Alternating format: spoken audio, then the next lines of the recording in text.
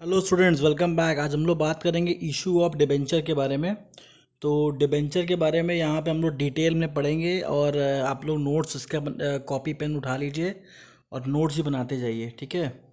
तो इसमें जो सेक्शंस रहेंगे उसको आपको ध्यान देना है, प्लस जो अकाउंट में जो पैसे ट्रांसफ़र हो रहे हैं वो आपको ध्यान देना है। तो पूरे इशू ऑफ डिबेंचर में से जो इम्पोर्टेंट पॉइंट्स हैं उसको निकाल के ये पूरा नोट मैंने बनाया हुआ है, ठीक है। तो कोशिश करिए एक एक पॉइंट इसमें याद कर लीजिए, कोई छोड़िएगा नहीं, क्योंकि इसमें से क्वेश्चन बन सकते हैं, ठीक है। अ debenture is issued by a company is usually in the form of credit given under the seal of the company. Thus, a debenture is written acknowledgement of the debt taken by the company as these are issued under the seal of company. तो जो company debenture issue करती है, debenture issue कैसे करती है, आपको एक certificate देती है कि आपने इतना पैसा हमारे पास जमा किया है, और उस सर्टिफिकेट में कंपनी का सील लगा होता है, मतलब कंपनी का एक मोहर लगा होता है, ठीक है, जो कि ऑथराइज़ करता है कि हाँ ये कंपनी ने इसको ऑथराइज़ कर दिया, इस पेपर को, इस पेज को, इस सर्टिफिकेट को, कि ये इतना पेमेंट कंपनी का आपके मतलब इतना पेमेंट आपका कंपनी के पास जमा है, ठीक है। तो इसको एक्नॉलेजमेंट ऑफ डेप्थ भी कहते हैं, क्योंकि डिबेंचर जो होता है वो एक तरीके का उधार होता है जो जनरल डिबेंचर होल्डर कंपनी को देता है, ठीक है। तो वो कभी भी डिबेंचर होल्डर कंपनी का ओनर नहीं बनता है, वो एज अ डेप्थ देता है, वो एज अ क्रेडिटर रहता है कंपनी का, ठीक है। तो नेक्स्ट आते हैं, according to section 230 of the companies act 2013, debenture includes the debenture stock bond and any other securities of the company which constituting a charge of the assets of the company or not. अब इसमें क्या बता रहा है कि debenture में क्या क्या चीज़ें आ सकती हैं। डिबेंचर में वो सारी चीज़ें आती हैं जो कि कंपनी के लिए एज अ चार्ज बन जाती हैं। चार्ज का मतलब क्या होता है कि अगर कंपनी उसका पेमेंट नहीं कर पाई है तो कंपनी को अपने एसेट्स को बेच के उसका पेमेंट करना पड़ेगा। इसीलिए इसमें लिखा है debenture include debenture stock, bond भी आता है इसी में। तो ये सारी चीज़ें जब कंपनी इशू करती है तो कंपनी एज अ डेप्थ इशू करती है। तो एज अ डेप्थ इशू करती है वो कंपनी के लिए एज अ चार्ज होता है। तो चार्ज होता है, इसका मतलब क्या हुआ कि कंपनी को किसी भी हालत में उसका पेमेंट करना पड़ेगा, चाहे उसे अपना एसेट्स बेच के ही क्यों ना पेमेंट करना पड़े। लेकिन ऐसा शेयर में नहीं होता। अब मान लीजिए कंपनी ने शेयर इशू किया और कंपनी बंद हो गई, तो उस कंडीशन में शेयर का पेमेंट आपको नहीं होगा, लेकिन डिबेंचर का पेमेंट आपको हो जाता है। नेक्स्ट आते हैं करेक्टरिस्टिक और the features of debenture. It contain a contract for the repayment of the principal sum as the specific date. इसका मतलब क्या हुआ कि जो डिबेंचर का एक डेट फिक्स रहता है जिस दिन उसका प्रिंसिपल अमाउंट पेमेंट किया जाता है। मतलब शेयर जब आप इशू करते हैं किसी को, शेयर होल्डर को, तो शेयर लाइफ टाइम के लिए इशू होता है, मतलब जब तक कंपनी बंद नहीं होगी तब तक वो पैसा वापस नहीं किया जाएगा, ठीक है। लेकिन डिबेंचर में ऐसा नहीं है। डिबेंचर इशू करने के डेट को ही, जिस दिन डिबेंचर इशू किया जा रहा है उसी दिन एक डेट दे दिया जाता है कि इस दिन आपका डिबेंचर का पैसा वापस कर दिया जाएगा, ठीक है। प्रिंसिपल अमाउंट इस तरीके से वापस कर दिया जाएगा। और इंटरेस्ट कैसे दिया जाएगा वो पहले ही डिसाइड हो जाता है कि आपको मंथली पे दिया जाएगा या फिर ईयरली पे दिया जाएगा, तो वो तो पहले डिसाइड हो जाता है। लेकिन यहाँ पे प्रिंसिपल अमाउंट वापस हो जाता है, ये बड़ी बात है, ठीक है। As per the Companies Act 2013, no company is allowed to issue debenture having a maturity date of more than 10 year from the date of issue। मतलब इसमें बता रहा है कंपनीज एक्ट 2013 के हिसाब से कि कोई भी कंपनी डिबेंचर 10 साल से ज़्यादा के समय के लिए इशू नहीं कर सकती। 10 साल तक का इशू कर सकती, 10 साल से ज़्यादा समय का डिबेंचर इशू नहीं हो सकता। और उसके संग संग एक एक्सेप्शन भी दिया हुआ है। A company engage in infrastructure project can issue debenture for more than 10 year but not exceeding 30 year. मतलब अगर कोई कंपनी इंफ्रास्ट्रक्चर प्रोजेक्ट में है, बिल्डिंग मटेरियल बिल्डिंग बनाती है, इंफ्रास्ट्रक्चर प्रोजेक्ट में है, तो उसके पास ऑप्शन है कि वो 30 साल तक का डिबेंचर इशू करने का प्लान कर सकती है। तो उसके लिए खाली इंफ्रास्ट्रक्चर कंपनी के लिए ऑप्शन दिया गया है कि 30 साल तक का वो डिबेंचर इशू कर सकते, लेकिन 30 साल से ज़्यादा नहीं, ठीक है। और बाकी जितनी भी कंपनी है सब के लिए 10 साल का समय दिया गया है कि आप जब भी डिबेंचर इशू करेंगे मैक्सिमम टाइम आप 10 साल तक डिबेंचर होल्डर का पैसा रख सकते हैं। उससे ज़्यादा अगर डिबेंचर होल्डर का पैसा रखने की बात करते हैं तो आप डिबेंचर इशू कर ही नहीं सकते, क्योंकि डिबेंचर जब इशू किया जाता है उसी समय बता दिया जाता है कि पेमेंट कब किया जाएगा। नेक्स्ट आते हैं, the debenture are issued with the specified rate of interest that is called coupon rate. मतलब डिबेंचर जब भी इशू किया जाता है तो रेट फिक्स रहता है कि इतना रिटर्न आपको मिलेगा। ऐसा नहीं है कि कंपनी में प्रॉफिट होगा तो देंगे, नहीं होगा तो नहीं देंगे। तो उसी इंटरेस्ट रेट को हम बोलते हैं कूपन रेट। देखिए छोटे छोटे पॉइंट्स हैं जो कि एग्ज़ाम में आपसे पूछे जा सकते हैं, तो इस सब का नोट्स प्रॉपर बना लीजिए। कूपन रेट हो गया, 10 साल और 30 साल जो आपको बताया, ये सब हो गया। ये सब चीज़ें का नोट्स आप लोग बना लीजिए, क्योंकि ये पूरा का पूरा जो मैंने इसमें स्लाइड बनाया है ये ऐसे ही इंपॉर्टेंट नोट से भरा हुआ है, ये जो एग्ज़ाम में आपके आ सकता है। अ debenture is generally secured by the charge on the assets of the company. तो डिबेंचर जो होता है वो सिक्योर किया जाता है कैसे? कंपनी के एसेट्स को एज अ चार्ज बना के। मतलब कि अगर डिबेंचर का पेमेंट कंपनी नहीं कर पाती टाइमली तो कंपनी का एसेट्स बेच के डिबेंचर का पैसा दिया जाएगा। इसीलिए इसको एज अ चार्ज करते हैं, इसको चार्ज वर्ड याद कर लीजिएगा। The loan raise by the issue of debenture is also called loan capital. देखिए ये भी एक नया वर्ड है कि अगर कंपनी लोन रेज कर रही है, मतलब कंपनी अगर डिबेंचर इशू कर रही है और जो पैसा आता है उसको हम लोग लोन कैपिटल भी कहते हैं, क्योंकि वो पैसा एक समय के बाद हमको वापस करना है, वो हमारा पैसा नहीं है। शेयर होल्डर का पैसा हमारा पैसा होता है। क्यों? क्योंकि जो पैसा जो आदमी शेयर खरीदता है वो कंपनी का ओनर बन जाता है, मगर डिबेंचर वाला कंपनी का ओनर नहीं बनता। इसीलिए उसके पैसे को हम लोग एज अ लोन कैपिटल कहते हैं। नेक्स्ट आते हैं, what is bond? It is very much similar to the debenture. Bond have been issued by the debenture by the government, but nowadays these are also been issued by semi government and non government organisation. तो bond क्या होता है? Bond भी debenture के जैसा होता है, लेकिन पहले बॉन्ड केवल गवर्नमेंट इशू करती थी, लेकिन अब सेबी ने ऑथराइज कर दिया है सेमी गवर्नमेंट कंपनीज को प्लस नॉन गवर्नमेंट कंपनी को, मतलब सारी कंपनीज को ऑथराइज कर दिया है कि आप सेबी से परमिशन लेके आप बॉन्ड इशू कर सकते हैं। ठीक है, ध्यान रखिएगा, सेबी से परमिशन लेके, अपने मन से बॉन्ड नहीं इशू कर सकते।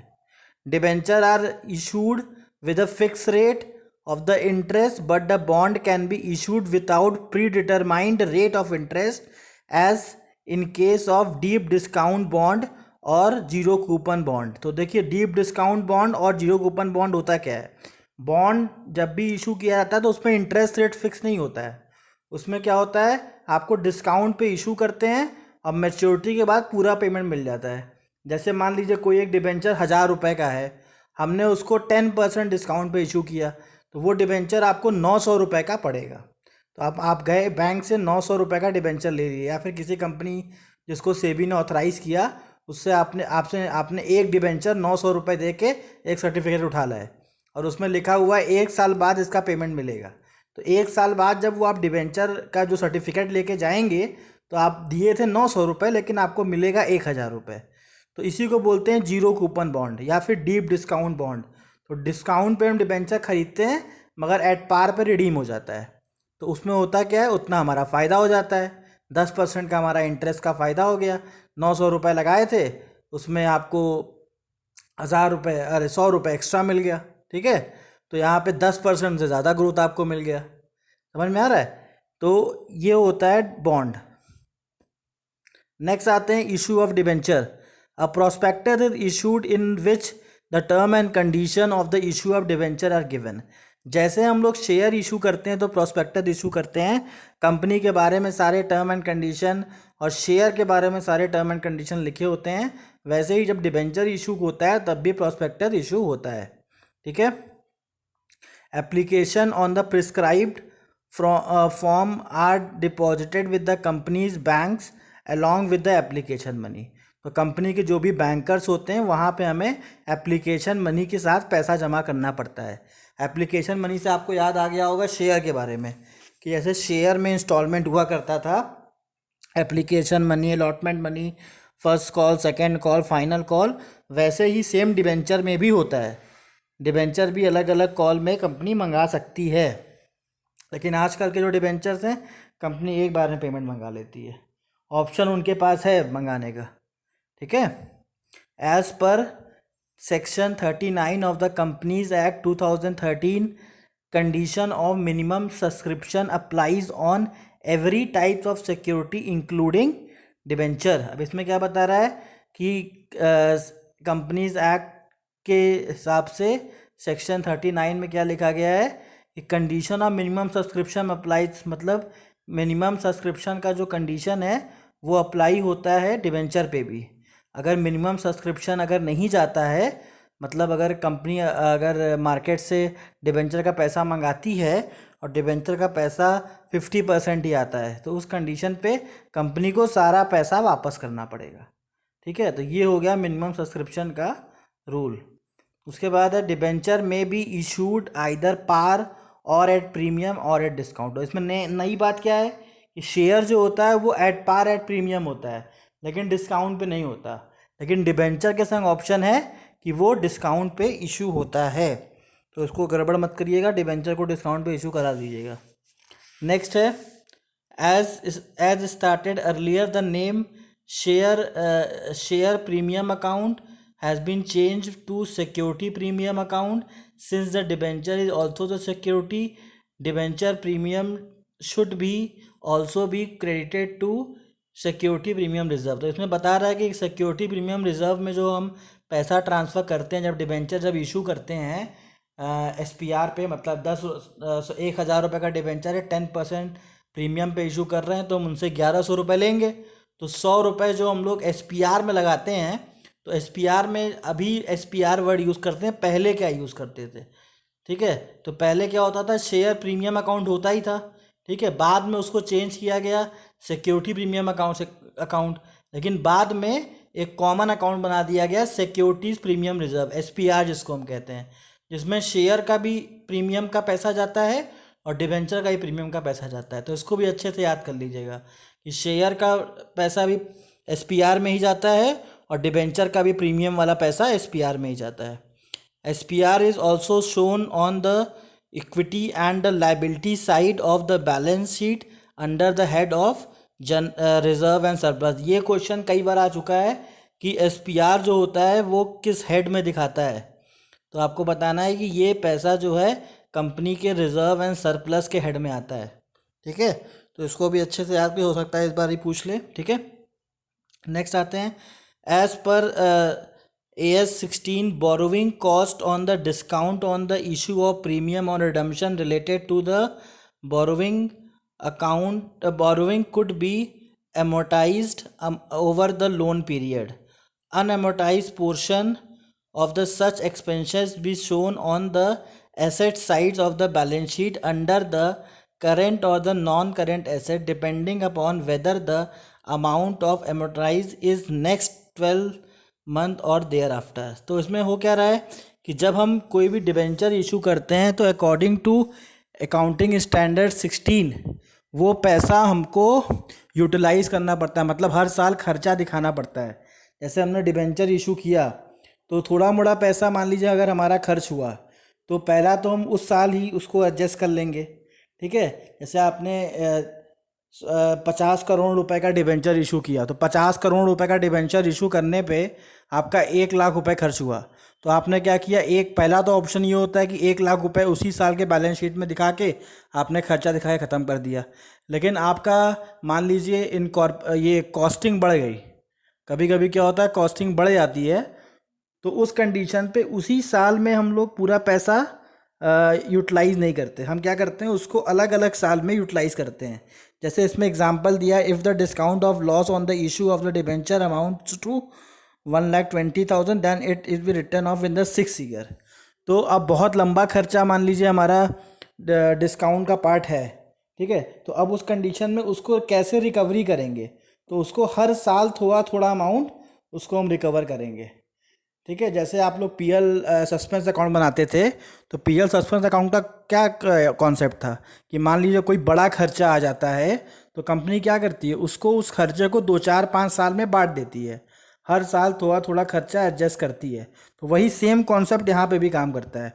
अकाउंटिंग स्टैंडर्ड 16 कहता है कि अगर मान लीजिए आपका डिबेंचर का कॉस्टिंग बहुत ज़्यादा आ गया है, तो अगर इस साल एडजस्ट नहीं हो पा रहा है तो आप आगे के सालों में उसको एडजस्ट कर सकते हैं। ठीक है, तो यहाँ पे अकाउंटिंग स्टैंडर्ड 16 याद रखिएगा। ठीक है, नेक्स्ट आते हैं, discount on the loss on issue of debenture is a capital loss. ये तो आपको पता ही है कि अगर डिबेंचर को हम डिस्काउंट पे इशू कर रहे हैं तो वो कैपिटल लॉस होता है। It should be written off by debiting to the security premium reserve.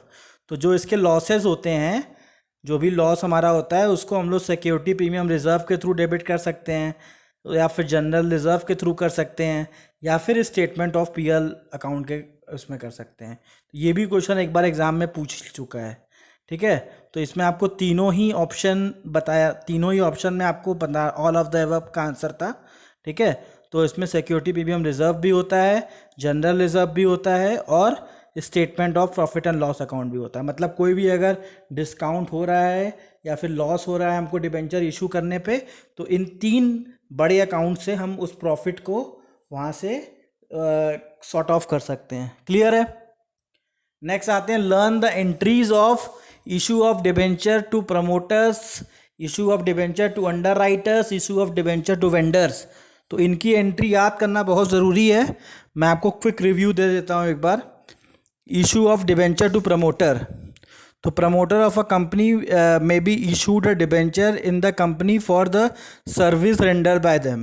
तो प्रमोटर जो होते हैं वो कंपनी के लिए कुछ ना कुछ सर्विस किए होते हैं, कंपनी को बनाए रहते हैं, कंपनी का रजिस्ट्रेशन कराए होते हैं, तो उनके सर्विस के लिए भी उनको हम डिबेंचर इशू कर सकते हैं। जैसे पहले आप शेयर इशू करते थे, वैसे यहाँ पे डिबेंचर इशू करेंगे। तो क्या एंट्री बनेगी? पहला एंट्री आपका इसमें बन सकता है incorporation cost account to debenture. तो इसको नोट कर लीजिए, incorporation cost account to debenture, या फिर इनकॉर्पोरेशन कॉस्ट के जगह पे आप फॉर्मेशन एक्सपेंसेस भी लिख सकते हैं। ठीक है, तो दोनों ही ऑप्शन आ सकता है, इनकॉर्पोरेशन कॉस्ट भी बोल सकता है और फॉर्मेशन एक्सपेंसेस भी बोल सकता है। ऐसा क्यों करते हैं? क्योंकि प्रमोटर जो होते हैं वो कंपनी को बनाते हैं, तो कंपनी के रजिस्ट्रेशन के में जितना पैसा खर्च होता है हम उसको मान लेते हैं कि प्रमोटर को पैसा हम दे रहे हैं। इनकॉर्पोरेशन का मतलब क्या होता है? रजिस्ट्रेशन। क्लियर है? अब नेक्स्ट आते हैं, issue of debenture to underwriter. The company may allot debenture to the underwriter to pay their commission and their entries will be. मतलब अगर कंपनी के अंडर राइटर्स कौन होते हैं? जो कंपनी की गारंटी लेते हैं मार्केट में कि हाँ ये कंपनी अच्छी है, उन्हें हम अंडर राइटर्स कहते हैं कंपनी के। तो कंपनी के जो अंडर राइटर्स होते हैं उनको भी हम डिबेंचर इशू कर सकते हैं उनके कमीशन के बदले में। कमीशन में कैश में ना देके हमने उनको डिबेंचर दे दिया। ठीक है, तो एंट्री में 2 एंट्री बनेगी, इसको नोट कर लीजिए। Underwriter commission account debit to underwriter account. ठीक है, पहले इसमें ट्रांसफ़र करेंगे। दूसरी एंट्री जो बनेगी ये ड्यू की एंट्री है, underwriter commission account debit to underwriter, bracket में लिख लीजिए नरेशन में अंडर राइटिंग कमीशन ड्यू। तो पहले ड्यू की एंट्री ट्रांसफ़र करेंगे। दूसरा क्या होगा? Underwriter account debit to debenture account. अब यहाँ पे हमने डिबेंचर उसको इशू कर दिया, तो underwriter account debit to debenture account. तो एंट्रीज याद करके जाइएगा। ठीक है, इसमें से एक आध क्वेश्चन फंस सकता है, जो 3 पॉइंट है, इसीलिए बाकी आपने प्रिपरेशन तो की ही होगी इसकी। ठीक है, मगर एक बार समझ लेंगे ज़्यादा अच्छा रहेगा। Issue of debenture to vendors. अब वेंडर्स को डिबेंचर अगर इशू कर रहे हैं, वेंडर कौन होते हैं? जिनसे हमने कोई एसेट्स खरीद लिया। ठीक है, अगर उनको भी हम डिबेंचर के जगह पे पैसा दे सकते हैं, सॉरी पैसे के जगह पे डिबेंचर दे सकते हैं। जैसे एग्जांपल, हमने एसेट्स खरीदा तो assets account debit to vendor कर दिए। ठीक है, यहाँ तो समझ में आ गया। अब एट पार कर रहे हैं तो vendor account debit to debenture कर दिए। और अगर वही एट प्रीमियम पे अगर डिबेंचर इशू कर रहे हैं तो vendor account debit to debenture account debit to security premium reserve, SPR हो जाएगा। और अगर यही चीज़ डिस्काउंट पे हो रहा है तो vendor account debit discount on issue of debenture account debit to debenture account. तो ये 3 एंट्री आपकी यहाँ पे बन सकती है। तो एंट्रीज़ को अच्छे से याद कर लीजिएगा, जो मैंने बोला है उसको एक बार पॉज करके रिवाइंड करके फिर लिख लीजिएगा। नेक्स्ट आते हैं, issue of debenture as a collateral securities. तो जब अगर कभी कभी क्या होता है, कंपनी को लोन चाहिए होता है, तो लोन जब चाहिए होता है तो कंपनी के पास ऑप्शन होता है कि अपने डिबेंचर को बैंक को दे दे और उसके बदले में बैंक से लोन ले ले। तो उसी को हम लोग बोलते हैं issue of debenture as a collateral security. ठीक है, तो अगर दो मेथड होता है, पहला मेथड क्या है, when the company decide not to record the issue of debenture as a collateral security. पहले में कंपनी ने डिसाइड नहीं किया कि हम एज अ कोलेट्रल सिक्योरिटी अगर देंगे तो हम नोट करेंगे, तो उस कंडीशन में खाली एक एंट्री बनेगी पैसा आने की, bank account debit to bank loan.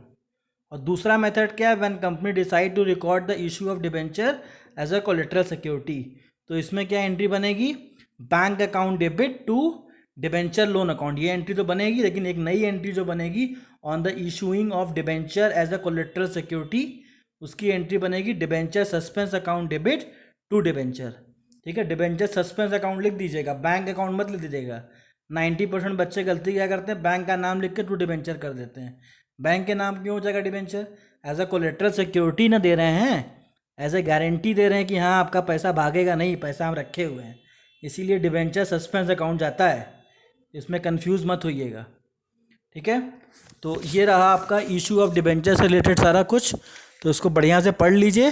फिर अब हम लोग नेक्स्ट बात करेंगे डिबेंचर के रिडम्पशन के बारे में। ठीक है, थैंक यू।